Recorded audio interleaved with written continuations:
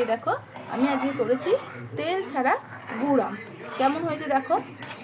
যদি রেসিপিটা দেখতে চাও তাহলে গোটা ভিডিওটা কিন্তু তোমাদের দেখতে হবে।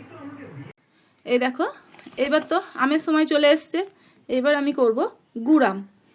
দেখো কি করি। এই যে কড়াই বসিয়ে দিয়েছি, দুটো শুকনো লঙ্কা দিয়েছি, খুব বেশি জাল দিলে আবার আমার মেয়ে খেতে পারবে না, ছোট মেয়ে তো। আর এই দেখো 5 ফোড়ন দিলাম, এই যে জিরে দিলাম, আর দিলাম গোলমরিচ। এটাকে একটু কাঠ খোলায় অর্থাৎ শুকনো খোলায় নেড়ে নেবো, হালকা গন্ধ বেরোলেই ছেড়ে দেবো। এই দেখো আমার এই মশলাটা কাঠ খোলায় আমি একটু ভালো করে নেড়ে নিয়েছি। এবার এটাকে মিক্সিতে দিয়ে গুঁড়িয়ে নেবো। তার এই দেখো আমি কড়াইয়ে আমটা দিয়ে দিলাম।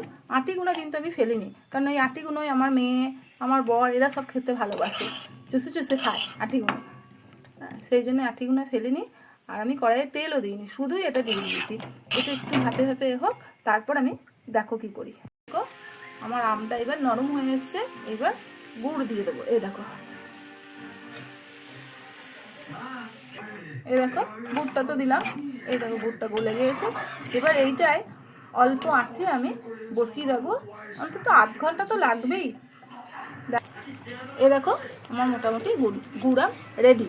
এইবার এই যে ভাজা মশলাটা করে রেখেছিলাম সেটা আমি উপর থেকে এই যে ছড়িয়ে দিচ্ছি।